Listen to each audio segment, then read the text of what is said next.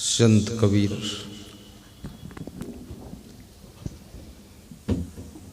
एक बार मौन चुपचाप बैठकर साधना कर रहे थे। उनके शिष्य उनके पास में जाते थे। सद्गुरु कबीर साहब मुस्करा देते थे और कुछ बोलते नहीं थे। तो शिष्यों ने कहा, हे सद्गुरु भगवान, हम सब आपके पास में आते हैं, आपकी वाणी सुनना चाहते हैं। आप कुछ बोलो, कुछ सुनाओ। तो कबीर साहब कहते हैं, मैं मौन से ही संदेश दे रहा हूं, चुप होकर भी शिक्षा दे रहा हूं। मौन में भी ज्ञान छिपा हुआ है, चुप होने में भी ज्ञान छिपा हुआ है, हंसने में भी ज्ञान छिपा हुआ है, रोने में भी ज्ञान छिपा हुआ है, दुख में भी ज्ञान आता है, सुख में भी ज्ञान आता है। कोई आपके साथ में बेईमानी करता है, उससे भी आपको कुछ ज्ञान हो जाता है कि हमें कितना सावधान रहना चाहिए। कोई तुमको ठग लेता है, तुरंत तुमको ज्ञान हो जाता है कि ठगों से सावधान रहना है। कभी एक्सीडेंट हो जाता है, तुरंत तुमको ज्ञान हो जाता है कि गाड़ी थोड़ा धीरे चलाना चाहिए, संभल कर चलना चाहिए।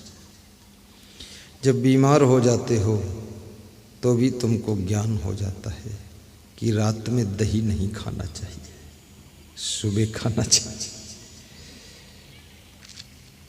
तुम्हारी पत्नी जब रूठ जाती है, तुरंत तुमको ज्ञान हो जाता है कि थोड़ा पत्नी से बात नहीं लड़ाना चाहिए, कुछ कहती है सुन लेना चाहिए। अब रूठ गई, अब क्या करूं। और कितने घरों में पत्नियां रूठ जाती हैं,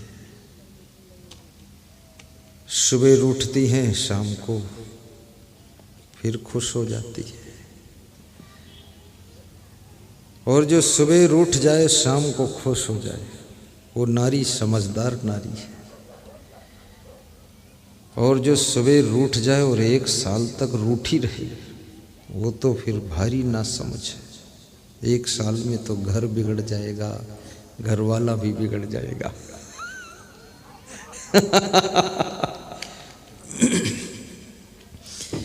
इसलिए लंबे समय तक रूठा न करो।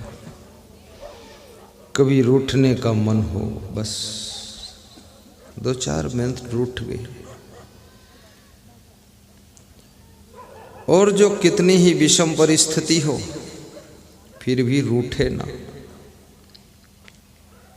और उसका दिल टूटे ना, और तुम्हारा और उसका साथ छूटे ना, तो समझ लेना वो पूर्व जन्म का तुम्हारा कोई अस्नेही आत्मा मिला है।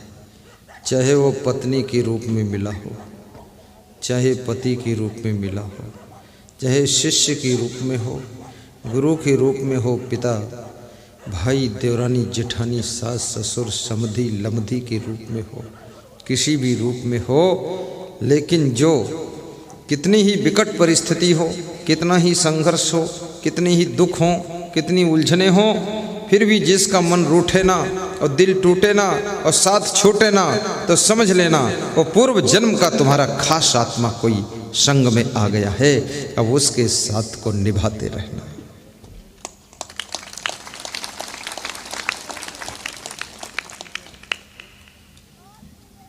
तो कबीर साहब कहते हैं, मैंने मौन साध लिया है। कबीर जैसा संत यदि मौन साध ले तो इस संसार को संदेश कौन देगा। जैसे मैं मौन साध लूं तो ये प्रवचन कौन करेगा।